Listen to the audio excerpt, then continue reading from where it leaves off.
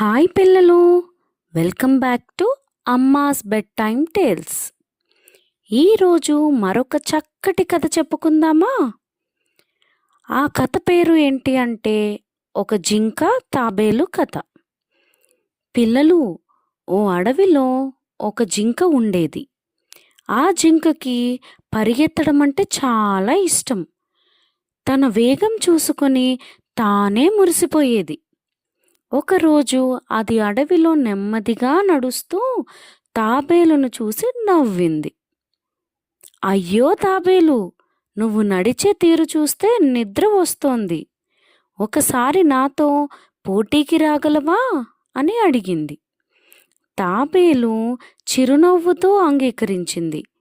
వేగం ఉండకపోయినా పట్టుదల నాకు ఉంది అని చెప్పింది. చెప్పినట్టుగానే తరువాత రోజు ఉదయం పోటీ మొదలైంది. జింక వేగంగా పరిగెత్తింది. తాబేలు తన నెమ్మదైన అడుగులతో వెనక నడుస్తోంది. జింక చాలా వేగంగా ముందుకు వెళ్ళి ఆ తాబేలు రావటానికి చాలా సమయం పట్టేటట్టుగా ఉంది అనుకొని ఒక చెట్టు దగ్గర అలసిపోయి కూర్చుంది. కొంచెం నిద్రపోతే పర్లేదులే అని అనుకుంది. కానీ గాఢ నిద్రలోకి వెళ్ళిపోయింది. తాబేలు మాత్రం నెమ్మదిగా ఎక్కడ కూడా ఆగకుండా ముందుకు సాగింది. చివరికి గమ్యస్థానాన్ని మొదటగా చేరుకుంది. జింక సడన్గా మేలుకొని పరిగెత్తినప్పటికీ తాబేలు విజేత అయిపోయింది. పిల్లలు, గుర్తుపట్టారా? ఇది తాబేలు మరియు కుందేలు కథ కాదు.